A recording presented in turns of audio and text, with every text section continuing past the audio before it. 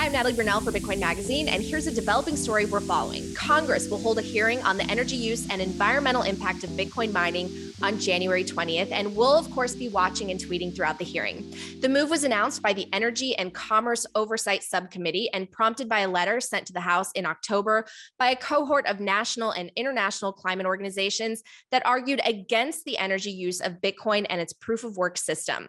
The letter read, quote, "We, the more than 70 climate, economic, racial justice, business, and local organizations write to you today to urge Congress to take steps to mitigate the considerable contribution portions of the cryptocurrency markets are making to climate change and the resulting greenhouse gas emissions, environmental and climate justice impacts it will have." Now, a rebuttal to the letter was published this week by the Bitcoin Policy Institute, an interdisciplinary cohort of economists, coders, lawyers, climate scientists, philosophers, and policy analysts, providing research, fact-checking, and commentary on Bitcoin. Now, the group argues in its fact-checking paper that the letter sent to Congress contains plenty of inaccuracies about the Bitcoin mining industry, a gap its policy work is trying to bridge. Now, the BPI, which will send its paper to Congress, says that the House should indeed consider Bitcoin's power consumption, but warrants a more careful and factual approach.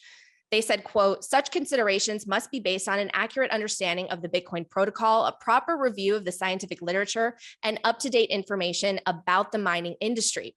Unfortunately, the coalition's letter is not. Instead, it reiterates debunked myths about Bitcoin emissions, e-waste, and energy markets. Our aim is to clarify the record and ensure that policy discussion around Bitcoin is grounded in science and fact. Now, Bitcoiner Nick Carter also had a great Twitter thread responding to the fallacies in the letter, so I highly recommend you check that out.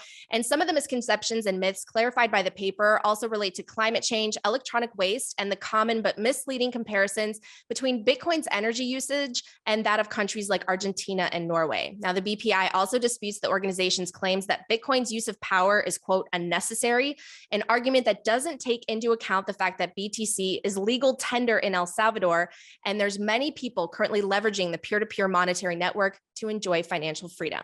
For more headlines, head to bitcoinmagazine.com.